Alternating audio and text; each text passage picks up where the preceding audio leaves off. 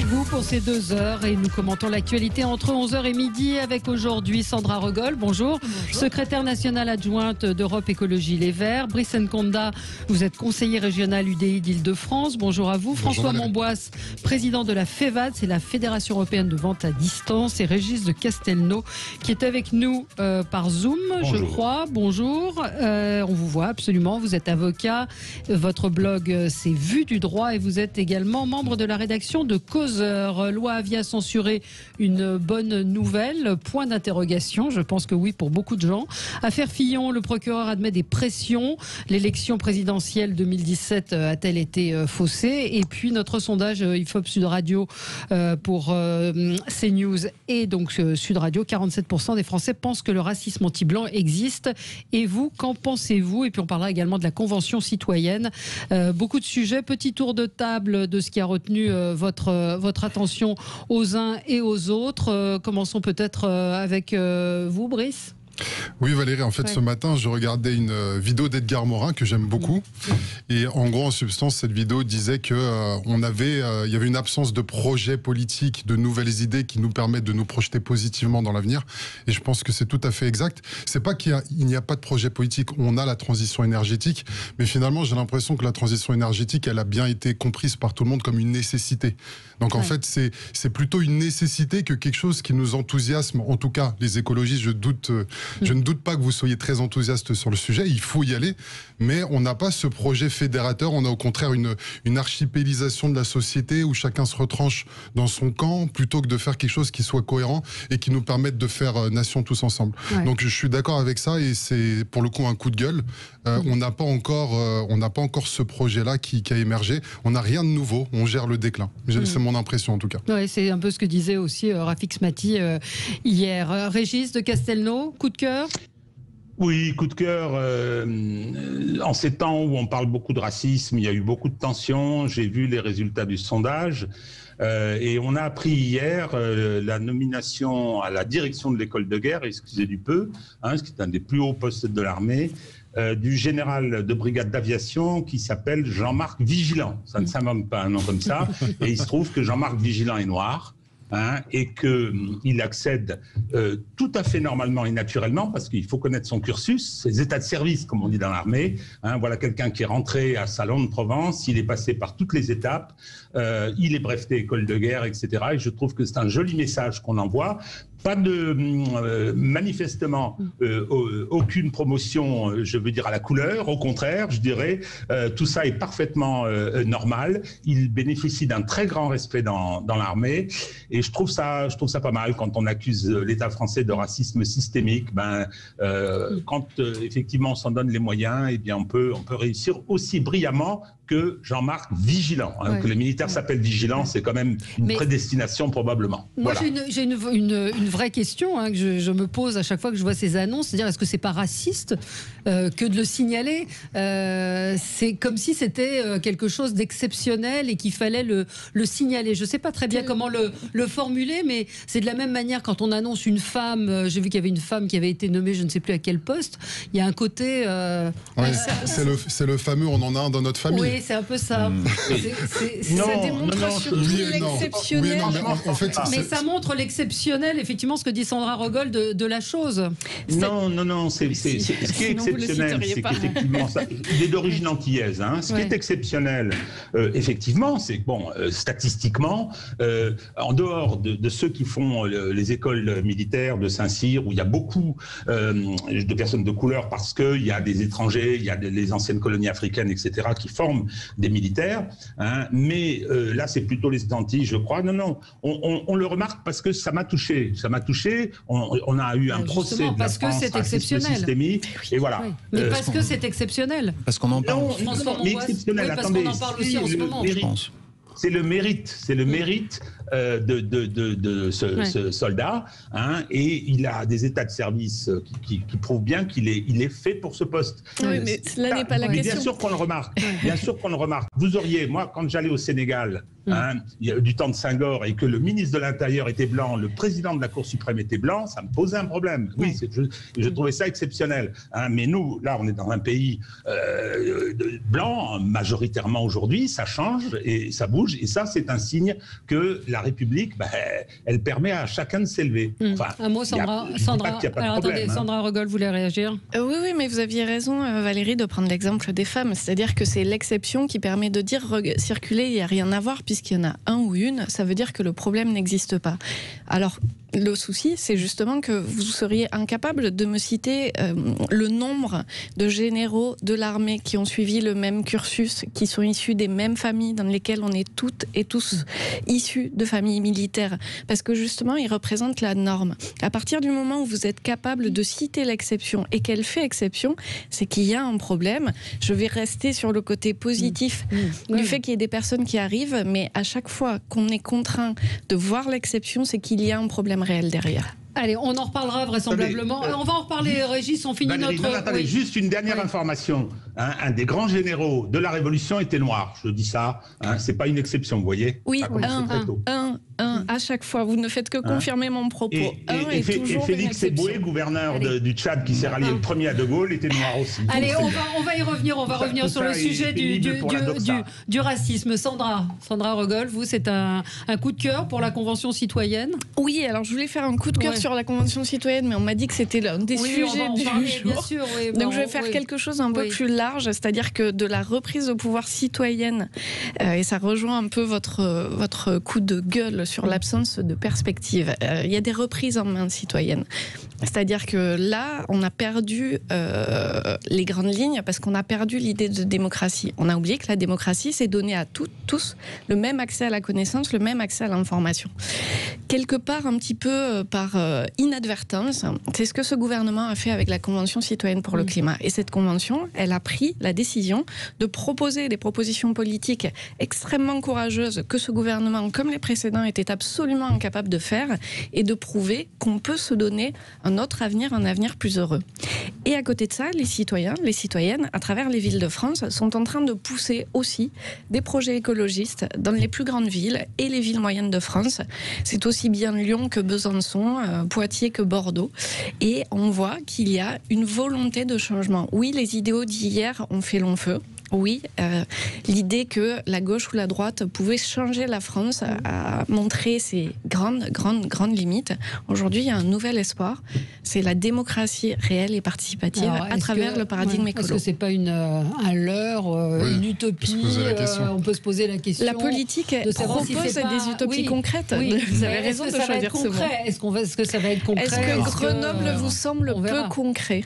Est-ce que la vie de Grenoble vous semble peu concrète? Est-ce que le fait que Grenoble trust tous les classements nationaux sur les villes où il fait bon vivre et les villes où on a envie de vivre vous semble quelque chose d'utopique et pas concret? Moi, ça me semble au contraire très concret. Sur la procédure, sur cette convention citoyenne, c'est-à-dire ce qui va en ressortir. Mais on va en reparler après. On va en reparler. Et puis ça va nous amener sur la loi Avia. J'ai été extrêmement choquée par le tweet de Fatima Benomar cette semaine, qui, je crois, est également conseillère dans un arrondissement de Paris. Elle dit: j'espère franchement qu'à l'occasion, les soignants n'épargneront pas ces flics s'ils atterrissent en réanimation. J'ai trouvé ce tweet absolument abject. Alors, c'est sur Internet.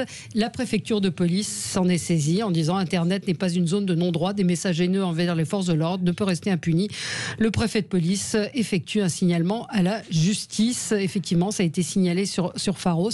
Ce sont des propos qui ne peuvent pas rester. Et il y en a beaucoup d'autres sur Internet. Mais la justice est là. Il y a un propos indigne. Elle a été exclue de Twitter, d'ailleurs. Son compte a été suspendu. Oui. Enfin, vous voulez parler de la loi Avia. Moi, ce que je pense, c'est qu'aujourd'hui, sans loi Avia, il y a des procédures pour des tweets de ce genre. Absolument. Donc la loi Avia, ça part d'un très bon sentiment, comme toujours, qui est de lutter contre ce genre de choses haineuses. si, lutter contre les propos haineux sur Internet. L'intention, Régis, on va y revenir. Non, mais l'intention, c'est de la censure. Non, mais attendez. Attendez, laissez-le terminer. Laissez terminer François. Il faut pouvoir lui couper son micro, parce que sinon on ne pourra pas parler.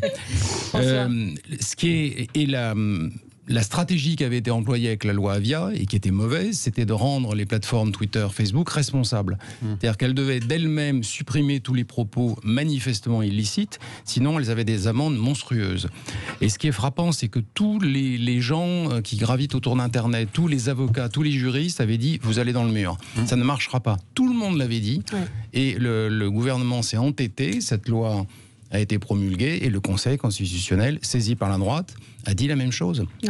A dit que ça allait trop loin et que l'amende était telle que dans le doute, dès qu'il y a une plainte, pas une plainte au sens pénal, mais une récrimination contre un tweet ou un post sur Facebook, les plateformes allaient le retirer. Quand on voit ce que fait Facebook, dès qu'il y a un quart de fesse, ils enlèvent le post, c'est évident qu'ils allaient tout enlever. Donc moi, ce que je comprends pas, c'est l'entêtement du gouvernement à aller dans le mur, alors que tout le monde l'avait dit. L'amateurisme d'une certaine manière. C'est-à-dire que le Conseil constitutionnel, c'est pas la première fois que le Conseil constitutionnel retoque une loi proposée par le gouvernement. Moi, me sidère. On va y revenir et vous pouvez réagir 0826 300 300 à la suppression cette loi qui a été censurée. Et donc moi je pense que c'est une bonne nouvelle parce qu'il y a des moyens de lutter contre on va y revenir. Le message dont vous avez parlé qui effectivement est haineux. Il y a des plaintes et il y a des signalements sur Twitter et Facebook qui font qu'il y a plusieurs personnes qui se plaignent. Les sites regardent. On va y revenir dans un instant et avec vous, on attend vos réactions sur Sud Radio. À tout de suite. Avec vous sur Sud Radio jusqu'à midi, nous parlions de la loi Avia censurée par le Conseil constitutionnel, une loi mal ficelée. Et là, c'est vrai qu'on peut s'interroger avant peut-être de parler du fond de la loi. On va commencer avec Régis, vous êtes avocat. Comment c'est possible? Moi, je vous pose la question en tant que citoyenne que alors le Conseil constitutionnel, il est là pour ça, mais on voit que cette loi, elle a été votée dans l'urgence avec énormément de réserves et le retocage, je ne sais pas très français, était prévisible. Valérie, elle n'a pas été votée dans l'urgence. Elle n'a pas été votée dans l'urgence. Elle avait été l'objet d'une première lecture l'année dernière. Et les LR, qui ont été cette fois-ci vent debout, avaient été très flottants. Beaucoup l'avaient approuvé. À partir de ce que dit François, ça part d'une bonne intention. Je suis désolé, ça partait pas d'une bonne intention. C'était un projet d'Emmanuel Macron. Le texte était rédigé, mais ils n'ont pas osé déposer un projet de loi. Alors, on a fait une proposition pour que Laetitia Avia le porte. Et donc, l'idée, on a eu la loi fake news, etc. L'idée, elle est véritablement de corseter les réseaux qui constituent aujourd'hui, comme l'avait dit Didier Raoult, qui constituent aujourd'hui une source d'information très importante. Bon, donc c'était ça. Alors, je vais rappeler le problème juridique, c'est qu'effectivement, liberté d'expression, c'est la Déclaration des droits de l'homme. C'est un contrôle, elle peut être limitée dès lors qu'il y a un intérêt public qui le permet, mais c'est le juge qui doit contrôler. Et que faisait la loi Avia? Elle se mettait entre l'expression et le juge. C'est-à-dire qu'elle faisait, on pouvait faire une pression sur les hébergeurs et non pas sur les auteurs, et donc c'était complètement contraire. Mais je crois que de bonne foi, et quand vous voyez qui l'a voté, c'est impressionnant, c'est le pointage. Non, vous avez raison, mais il y a eu quand même, vous dites que c'était évident qu'ils allaient dans le mur. Je sais pas, moi j'étais un peu inquiet, mais quand vous voyez que votre opinion n'est pas partagée par une très large majorité de l'Assemblée nationale, on a un petit problème avec ça. Oui, mais au-delà de ça, c'est que c'était pas constitutionnel. Elle a été censurée. Alors Brice Nkonda, elle a été censurée parce que ça apportait atteinte à la liberté d'expression et de communication. Ce n'était pas nécessaire, proportionné au but poursuivi. Oui, le dispositif, elle a été mal calibrée, cette loi. Mais ce que j'ai envie de dire, c'est que moi, je connais énormément de gens, et vous le savez aussi, qui en ont marre des contenus haineux sur Internet. Donc, est-ce qu'il y a un besoin? Oui, il y a un besoin. Oui. La liberté d'expression, c'est pas la liberté d'insulter. Donc, à un moment donné, on peut exprimer des propos contradictoires en faisant sujet, verbe, complément et en évitant les insultes qui profèrent sur les réseaux sociaux. Donc, moi, ce que j'ai envie de dire, c'est qu'on a besoin d'une loi de ce type. Il faut quand même le rappeler. Maintenant, la question par rapport à la loi Avia, c'est qu'effectivement... Pourquoi une loi de ce type? Il y a une loi qui punit les insultes, les agressions. Mais on voit très bien sur les réseaux, mais ça pullule. Oui, mais elle existe. Alors, la question, c'est quels sont les moyens qu'on se donne? Le problème de la loi Avia, il y a le problème du nombre. Il y en a énormément. Il y a le problème de la durée. Les 24 heures, c'était intenable. 24 heures, c'est intenable. Et il y a le problème juridique de confier à une plateforme, aux réseaux sociaux, le choix, la liberté de retirer ou ne pas retirer. Alors qu'en fait, ça doit vraiment être le juge qui s'en occupe. Donc, elle est mal calibrée. Vous imaginez le nombre d'insultes? Mais oui, mais il faut intervenir. Il y a trop de haine. Oui, mais pour être tout à fait juste et honnête et aller jusqu'au bout, Fatima Benomar, elle dit qu'elle a reçu aussi des milliers milliers d'insultes, d'appels au meurtre, au viol. Donc c'est un enfer. C'est très au-delà. C'est juste... Oui. Allez-y, Sandra. Oui, allez-y, Sandra. Oui, c'est le très bon exemple que vous avez cité. C'est-à-dire que là, il y a un tweet qui est répréhensible de Fatima Ben-Omar qui est immédiatement sanctionné.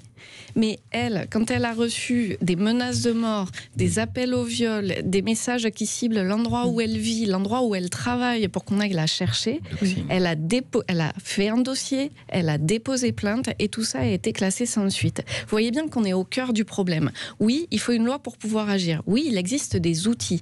Mais pourquoi ces outils ne sont pas équitablement traités? Parce que la justice, aujourd'hui, elle est exsangue. Parce que la police, aujourd'hui, elle est exsangue. Et que donc, il n'y a pas les moyens de traiter. Est-ce que pour autant, des entreprises comme Twitter ou Facebook sont en capacité de faire? L'exemple actuel montre que non. Sur Facebook, vous montrez un téton, une fesse ou un sexe, vous êtes immédiatement censuré. En revanche, vous insultez, par exemple, vous me traitez de connasse, il n'y a aucun filtre pour l'enlever. Si vous voulez inciter à venir me casser la gueule, il n'y a aucun filtre pour le censurer.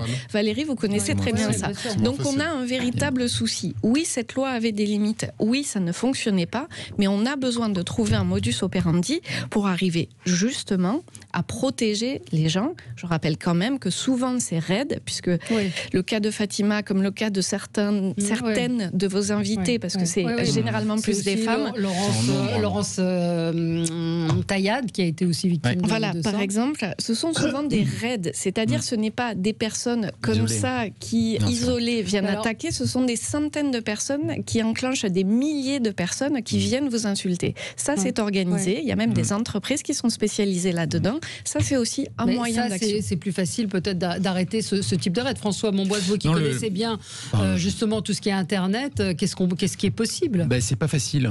Parce qu'on n'est pas les seuls en France. Tous les pays ont la même chose. Donc je pense que typiquement, là, c'est un truc, il faudrait s'asseoir avec les Anglais, les Allemands, et essayer de trouver une solution commune. Je crois que les Allemands ont un système qui marche à peu près mieux.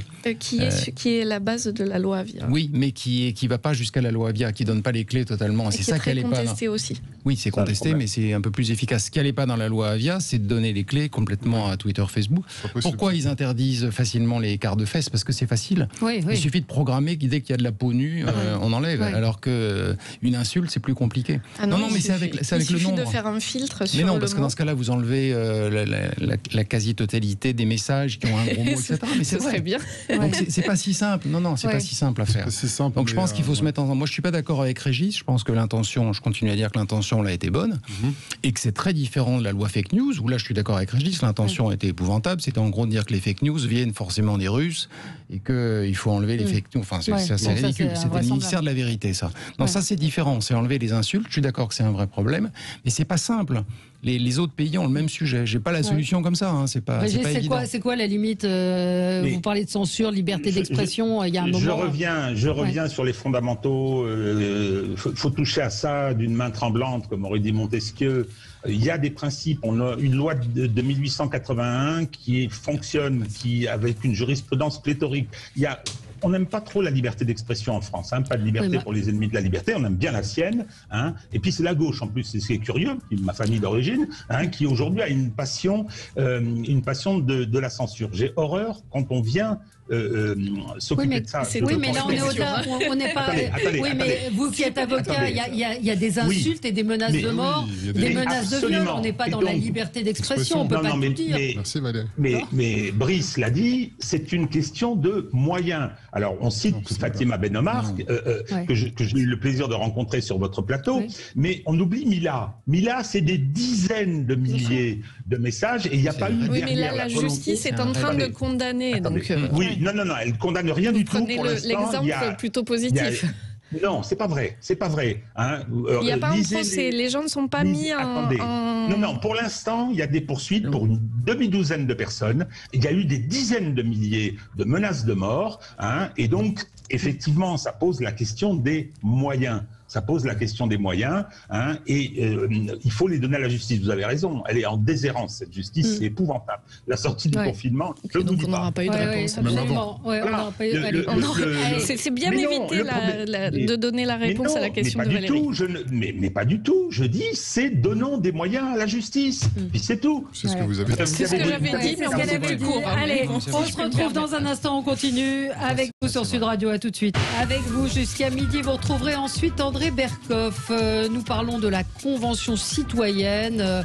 Au travail donc depuis 9 mois, les membres de la Convention citoyenne pour le climat sont appelés à choisir dans les prochains jours des propositions qu'ils vont transmettre à l'exécutif. Rien n'a encore décidé. Il y a 150 membres dans cette convention et on a évoqué, le président de la République a évoqué un référendum. Alors on ne sait pas très bien sur quoi. Est-ce que ça va être sur l'isolation des fenêtres? Est-ce que ça va être sur le bio à la cantine? Bon, je caricature. Sur la totalité? Non, ben non, justement. Donc, est-ce que c'est vraiment ce qu'attendaient les Gilets jaunes, puisque c'est sorti évidemment de ces rencontres qui ont été faites? Sandra Regol, vous êtes optimiste? Je ne dirais pas utopiste. Je ne sais pas si je suis optimiste. Ce qui me rend optimiste, c'est que malgré ce que pensait ce gouvernement, quand on donne des outils aux citoyens et aux citoyennes, en fait, ils en font quelque chose de super.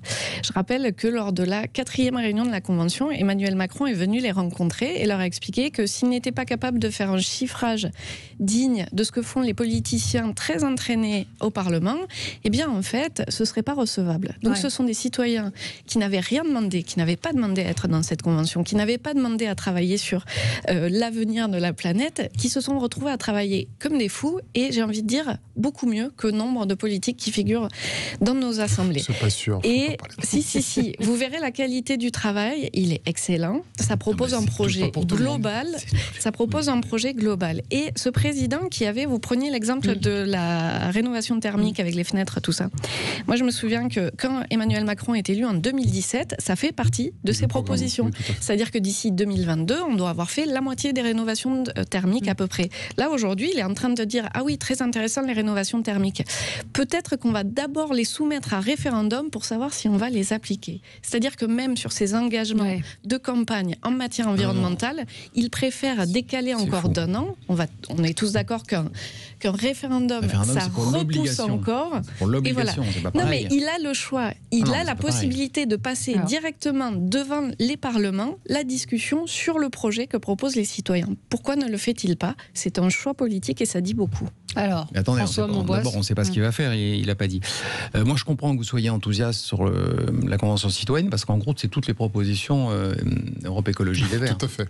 Il n'y en a pas une que vous désavouez, je pense, là-dedans. Non, c'est preuve que quand on donne aux gens tous les outils, ils arrivent à la même conclusion pragmatique que nous. Une dame l'a dit à France 5, nous, on n'avait pas les solutions, mais il y avait des experts qui les avaient. Donc, je pense que les gens sont arrivés avec le catalogue, mais il y a des choses bien. Hein. Il y a des choses sur la rénovation des logements. Je suis d'accord avec vous qu'il faut s'y mettre. Je ne sais pas si c'est la façon de faire, mais il y a des choses bien. Il faudra regarder et faire le tri. Donc on sait. Moi, il y a un peu beaucoup de choses, quoi. La semaine de 4 jours payée 5, je vois pas le rapport avec le climat. Et ça décrédibilise un peu l'édifice quand même. Ah mais si, ça veut dire faire moins de trajets, améliorer la qualité de vie. C'est un projet global. Bien sûr que c'est sérieux. Non mais voilà, dire ça tue le tout à mon avis. La semaine de 4 jours, pourquoi pas 3? On parlait hors antenne juste avant de la difficulté qu'avaient les salariés aujourd'hui à retourner dans leur bureau. Il y a des vrais questionnements qui émergent du coronavirus. Il s'agit de travailler 4 jours. 4 jours payés 5. Moi je vais mettre les pieds dans le plat, mais je trouve qu'on n'y va pas carrément sur cette histoire de consultation citoyenne. Pourquoi sur France 2, on n'a pas un débat contradictoire avec des experts, des citoyens, pour éclairer le grand public? Et même effectivement, s'il y a 150 personnes, c'est pas mal, mais il faut faire grandir la conscience citoyenne avec un débat qui soit plus ouvert, complexe, pour faire comprendre que tous ces sujets-là sont compliqués. Un débat complexe, c'est pas 2 heures en direct à la télé, vous le savez aussi bien. Non, mais on peut faire. Parce que je suis pas sûr que les gens aient vraiment compris ni sachent exactement de quoi on parle et de ce dont il s'agit. Alors là, effectivement, comme ça a été dit, ça rejoint vraiment à 100% le programme d'Europe Écologie Les Verts. Après, je doute qu'il y ait des personnes qui soient favorables à la baisse du temps de travail de 35 heures à 28 heures. Donc, en fait, le référendum, il portera sur quoi? Si c'est sur les logements, pourquoi pas? Effectivement, il peut y avoir un consensus. Sur d'autres propositions, c'est plus compliqué. Donc, on re-rentre encore dans la complexité. Moi, je pense que s'il doit y avoir un référendum, il faut d'abord que les 100 propositions passent par le prisme du Parlement pour que ce soit un peu étayé. Parce que contrairement à ce que vous dites, je pense qu'il y a beaucoup de politiques qui font du travail, mais après, ont-ils les moyens de le mettre en œuvre? Après, il y a le calendrier électoral, etc. Donc, je pense que le Parlement a quand même la légitimité. présidentielle, qu'on a la majorité absolue à l'Assemblée nationale et qu'on tient l'ensemble du gouvernement, on a largement les moyens de le faire. Non, je ne dis pas que le travail qui a été fait est mauvais, il est bon, mais il faut pouvoir faire passer ce travail-là par le prisme des commissions parlementaires, etc. Alors pour qu'ensuite on ait un produit qui sera... Pourquoi la convention a été mise en place si c'est pour après discuter de ce qu'elle accouche? Ça peut être un outil politique aussi, la convention, pour retarder. Un outil de communication. Mais voilà. Oui, évidemment. Et c'est là où le bas blesse. Régis de Castelnau. Je constate une chose, pas dire intervenir trop sur le fond, sur les mesures qui sont préconisées. Effectivement, le confinement, ça a été aussi le moyen de poser un certain nombre de questions. La question des transports, la question de la baisse du temps de travail, la question du télétravail, je trouve que ce sont des questions très importantes. Mais qu'est-ce que je constate? Qu'immédiatement, ce président s'empare de la question et fait une manœuvre politicienne en nous parlant d'un référendum. Alors tout le monde s'est moqué sur l'isolation des fenêtres. Effectivement, vous avez raison, il a au Parlement la majorité que je déplore, mais qui pourrait être efficace. Non, on nous annonce un référendum, ce qui est un moyen de faire basculer des questions essentielles dans la politique politicienne. Tout ça est dommage, mais je crains fort de nouveau des enlisements dans une situation en plus qui économiquement va être très compliquée. Oui, les propositions sont plutôt dans le sens de la décroissance, tout ce qui est proposé. Alors, elles sont dans le sens d'une sortie des logiques actuelles, mais ça ne veut pas forcément dire la décroissance, en tout cas pas au terme, pas de façon vulgaire de plus rien ne se passe. Bien au contraire, ce qu'ils proposent, c'est de développer des nouveaux secteurs d'activité à travers les territoires et plus respectueux des rythmes de vie et des personnes. En fait, ce qu'ils proposent, c'est de créer des centaines, des millions d'emplois, et je pense qu'en sortie de crise, on en a largement besoin. Après, pour revenir sur l'aspect très politicien, c'est vrai que on a l'impression que, en gros, c'est un peu la manip, quand même. qu'Emmanuel Macron est en train de préparer le moment où il dira pour le... tout ça, c'est merveilleux ce qu'a fait la Convention citoyenne que j'ai mise en place. D'ailleurs, dans mon prochain mandat, si vous me réélisez, je mettrai tout ça en place. Et là, on va très très loin dans le cynisme, alors qu'à côté de ça, je vous rappelle que les scientifiques alertent sur le fait qu'il nous reste 9 ans pour agir, mettre en place des politiques publiques de résilience, d'adaptation au réchauffement climatique. On nous prédit encore une canicule pour cet été. Ça commence à devenir fréquent. On nous promet même d'autres épidémies et pandémies du type de celle qu'on vient de vivre. Je pense que là, c'est une façon de gagner du temps qui confine au danger absolu. Oui, absolument. Bon, je voudrais qu'on passe à un autre sujet. On avait beaucoup de sujets aujourd'hui. Parler quand même de cette affaire Fillon, le procureur qui admet des pressions lors d'une audition donc le 10 juin dernier devant la commission d'enquête parlementaire. L'ancienne procureure Éliane Houlette a indiqué avoir subi des pressions de la part du parquet général dans l'affaire Fillon. C'est vrai que quand on lit dans Le Point ces propos, on est un petit peu par le canard enchaîné. Non, c'est dans Le Point. On est assez sidéré de ce qu'elle raconte. Elle dit qu'elle a eu des demandes de transmission rapide sur les actes d'investigation ou les auditions, et elle a révélé avoir été convoquée par le parquet général qui plaidait pour que l'enquête soit confiée à un juge d'instruction. On ne peut que se poser des questions. C'est un contrôle très étroit et c'est une pression très lourde. Pourquoi est-ce qu'elle n'en parle que maintenant? Là encore, prévision de l'élection présidentielle. En tout cas, ça tombe quand même très étonnamment. C'était il y a 3 ans quand même. Il faut qu'une enquête soit conduite, et si effectivement les faits sont avérés, c'est quand même scandaleux, parce qu'on change le sort démocratique de toute une nation. Parce qu'un duel François Fillon-Emmanuel Macron au 2e tour, on n'est pas sûr qu'Emmanuel Macron serait passé.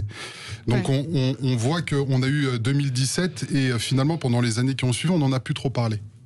Et puis là, effectivement, hasard du calendrier, ça ressurgit. On peut encore une fois se poser des questions. On se demande pourquoi elle ne l'a pas fait avant. Pourquoi ne l'a-t-elle pas fait avant? Parce que c'est au cours d'une audition. C'est au cours d'une audition.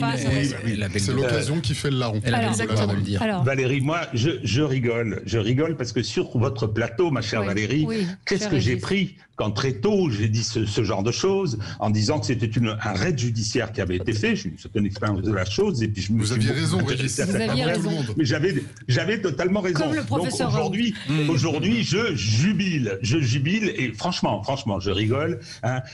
Madame Houlette, on va quand même rappeler qu'elle quitte le PNF il y a 1 an et qu'elle fait une grande interview chez Marianne avec Laurent Valdiguier. Elle dit le titre « Je n'ai jamais subi aucune pression ». Et aujourd'hui, elle dit exactement le contraire. Alors qu'est-ce qu'elle raconte sur le fond? En creux, c'est un aveu. C'est un aveu que cette procédure, mais je veux dire, ça se voyait, pour quelqu'un qui connaissait de la musique, ça se voyait dès ce moment-là, hein, il y a eu une opération visant à disqualifier François Fillon, et effectivement, ça a réussi. Ça jette une sacrée ombre sur cette élection présidentielle. Ouais. Hein, et pourquoi? Alors, deuxième question. Mais pourquoi elle n'a pas parlé? Pourquoi elle n'a pas parlé avant? Pourquoi elle a fait cette interview? Voilà, je n'ai pas eu de pression dans ce cas-là. On démissionne. On reprend le terme de chevènement, hein, soit. Alors oui, non, je pense que mon opinion, hein, je ne la connais pas personnellement, mais mon opinion, c'est qu'effectivement, ça pèse assez lourdement, ça met une drôle d'ambiance, y compris dans le monde judiciaire, parce que chacun le sait, il y a quelques livres qui sont sortis, et puis il y a des gens qui commencent à parler. Hein. Et donc, je pense que c'est une façon de pointer la responsabilité des autres. Hein, parce que, si vous voulez, juste un tout petit exemple. Elle dit, oh, c'est magnifique, elle dit « je ne lis pas les journaux ». Ah, très bien, sauf que c'est le Canard enchaîné qui sort un article, et c'est sur la base de cet article qu'elle ouvre son enquête. Et ce qui est intéressant, c'est que tout de suite, tout s'est retrouvé dans la presse. Donc, l'enjeu, c'est qui l'a envoyé à la presse. Donc, comme elle sait qu'il y a de lourds soupçons, alors il n'y a jamais eu une enquête derrière, malgré les plaintes de Fillon, comme elle sait que de lourds soupçons pèsent sur elle, et que peut-être tout ça va finir par éclater, donc elle pointe les autres. Moi, je pense que c'est un petit peu ça, mais c'est dévastateur. C'est dévastateur. François, je pense qu'il faut aller plus loin, là. C'est-à-dire qu'il faut que la commission d'enquête convoque les gens qui étaient au parquet à cette époque-là. On ne peut pas laisser ça comme ça. Là, on parlait de la démocratie. Est-ce qu'il ne va pas bien dans la démocratie? On ne peut pas le laisser. Il faut aller plus loin maintenant. Mais pourquoi on a un problème? C'est la séparation des pouvoirs. Je ne vois pas qu'une commission d'enquête parlementaire puisse s'intéresser à la façon dont la justice a fonctionné. Moi, ça me semble... Il va bien falloir le faire, non? Alors, il y a quand même, pour mettre un petit bémol, elle explique, quand elle débat le tout, qu'il y a eu une demande d'accélération, de rapidité, mais que la seule pression qu'elle ait subie, c'est sur les modalités d'une procédure.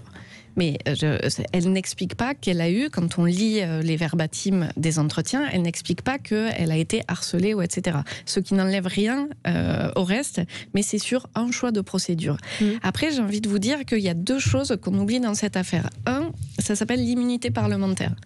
C'est-à-dire qu'il y a eu des jurisprudences, des personnes qui n'ont pas pu être poursuivies, et on en parlait tout à l'heure de l'affaire Karachi, qui vient de se terminer sur une condamnation de l'ensemble des acteurs politiques de l'époque.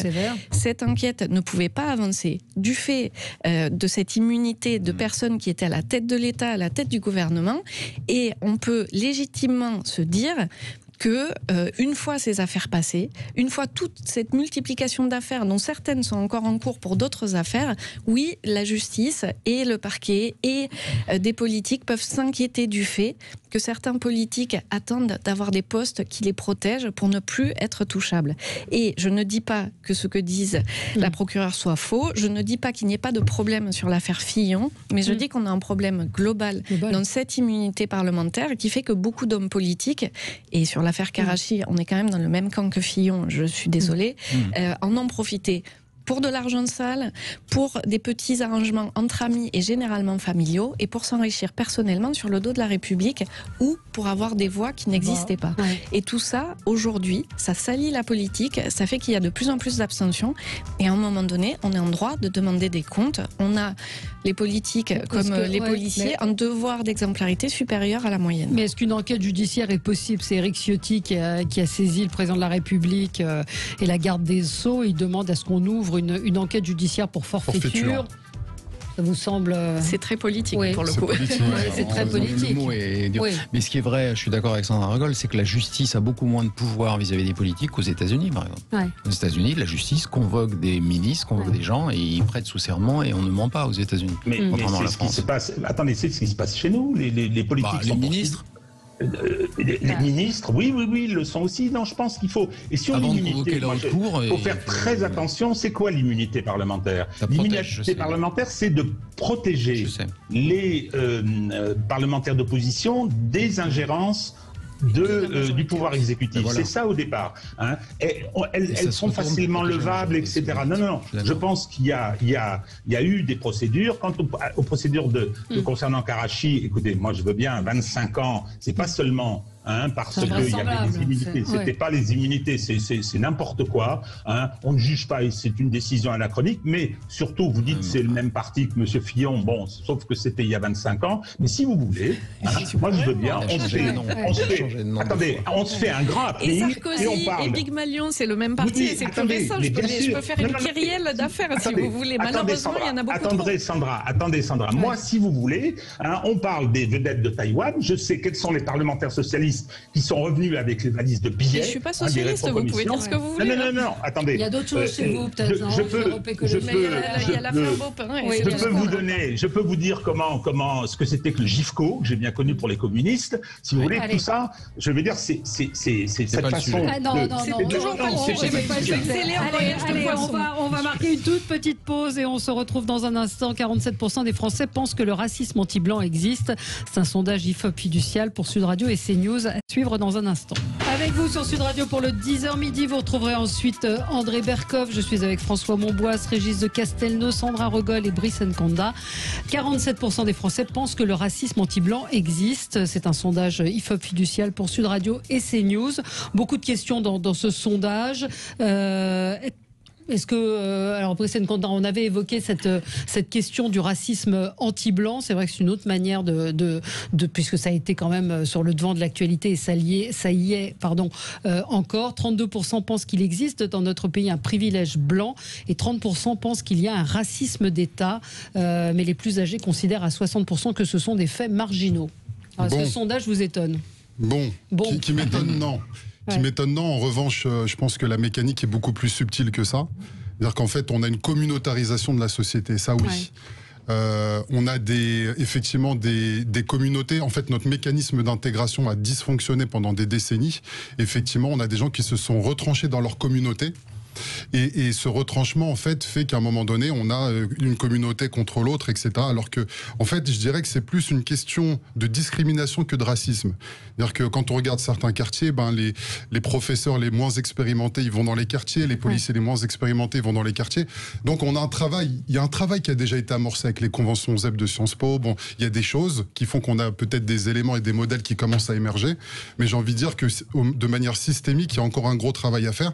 Et en fait, la résultante, on peut effectivement dire qu'il y a des gens qui considèrent qu'il y a un racisme anti-blanc, mais pour analyser le problème, il faut aller à la cause. Et la cause, c'est le fait que notre système d'intégration a été grippé pendant trop longtemps et qu'on a du mal à le dégripper rapidement. Donc on se retrouve avec une situation qui est vraiment écœurante parce qu'on a d'un côté les Noirs, les Arabes, les Blancs, les uns considèrent que, effectivement, quand on regarde les conséquences, il y a pas mal de problèmes. Mais il faut retourner à la cause pour essayer de détricoter tout ça, c'est pas évident. Non. François Monboisse, racisme anti-blanc. Il y a beaucoup de choses. Moi, je pense que oui, de même qu'il y a un racisme anti-noir, anti-asiatique, etc., il y a un racisme anti-blanc, parce que sinon, ça voudrait dire que la couleur blanche est la seule contre laquelle il n'y a pas de racisme. Donc ça la met à part des autres. C'est un postulat philosophique. Voilà, c'est un problème philosophique et un peu bizarre. Donc je suis d'accord que dans un pays majoritairement blanc, c'est pas la chose la plus visible. Mais oui, ça existe. Et maintenant, ce que vous venez de dire est vrai. Il y a des différences. Et le problème, c'est que on importe, à propos d'un fait divers épouvantable aux États-Unis, le débat qui vient des États-Unis, et on replique les mêmes attitudes qu'aux États-Unis, alors que l'histoire est très différente quand même. On n'a pas le passé, on a un passé colonial, certes, mais on n'a pas un passé d'esclavage. Avec une ségrégation. Non, pas. Il y avait des esclaves en France, bien sûr. Mais pas comme aux États-Unis, c'est pas possible. On n'a pas. Quand est-ce qu'il y avait des esclaves en France ? On n'a pas 20% de la population sur le territoire qui est descendant d'esclaves, c'est pas vrai. On n'a pas de la ségrégation dans les bus jusqu'en 1962. Aux États-Unis, c'était ça. On n'a pas ça. Une vraie ségrégation. Quand est-ce qu'il y a eu de l'esclavage en France ? Moi, je suis pas d'accord. Quand est-ce qu'il y a eu de l'esclavage en France ? Régis. Et quand est-ce qu'il y a eu de l'esclavage en France ?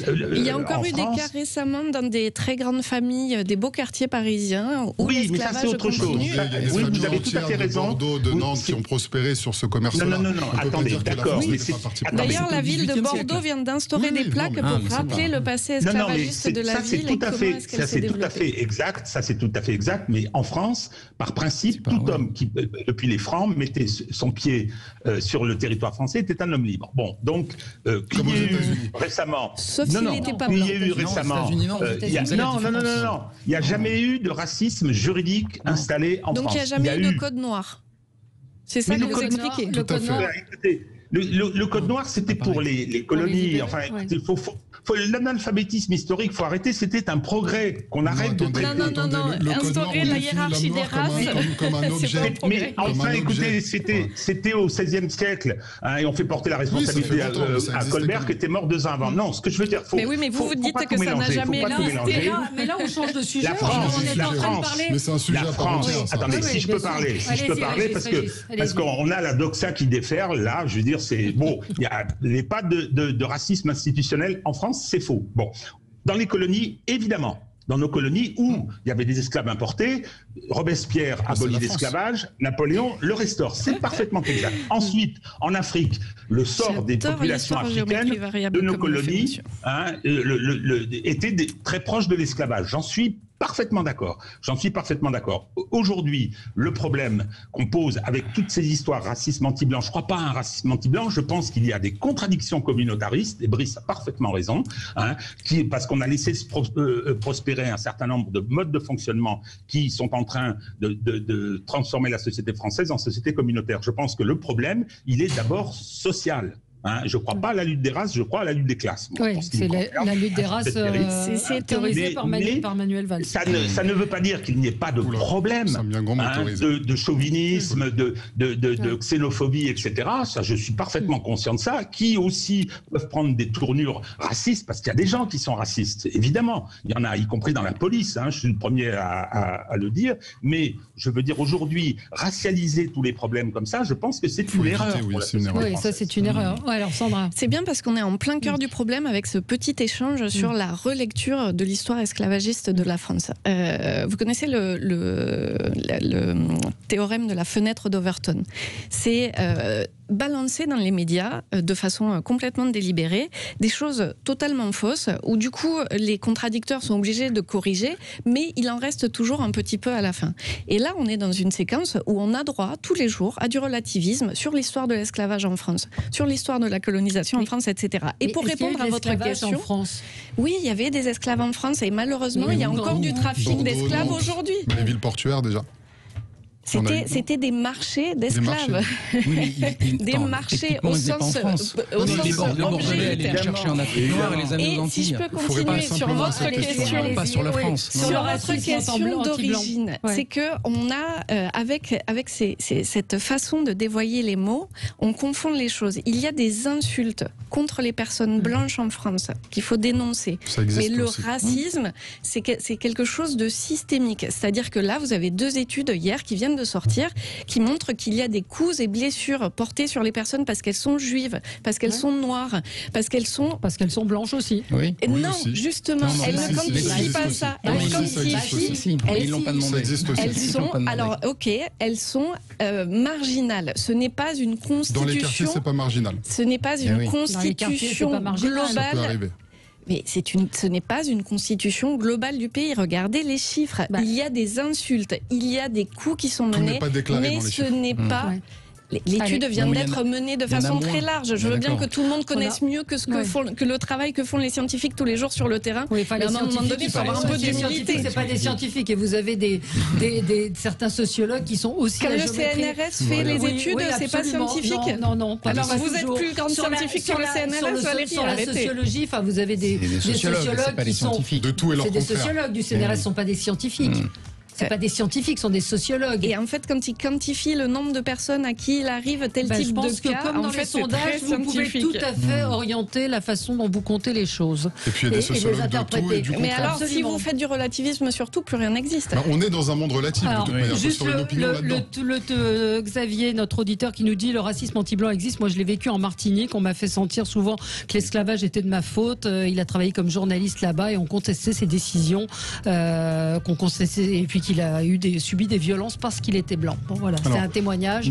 Moi, j'aimerais simplement dire que des gens qui sont profondément racistes, idéologiquement, il y en a très peu en réalité. Oui, bien sûr. Et que, en fait, je reviens sur ce que je disais, c'est que le vrai sujet, c'est celui des discriminations à l'embauche, au logement, etc., qui sont une forme, qui est le résidu du racisme, de manière, et qui n'est, comment dire, qui est difficile à percevoir. C'est pour ça qu'il y a eu le débat sur les statistiques ethniques, que je préfère appeler moi statistiques de la diversité, qu'on peut pratiquer en France d'ailleurs. Donc vous allez dans mon sens, puisque l'exemple de l'immobilier, vous n'avez personne qui se retrouve refuser un appartement parce qu'il ou elle est blanche. Et je rappelle que les plus discriminés sont les personnes handicapées, que ce soit pour le travail pour les logements. Il faut toutes les combattre. Voilà, il faut toutes les combattre. Même allez, pour les femmes. Merci à vous. Dans un instant, André Berkoff. Bonne journée sur Sud Radio.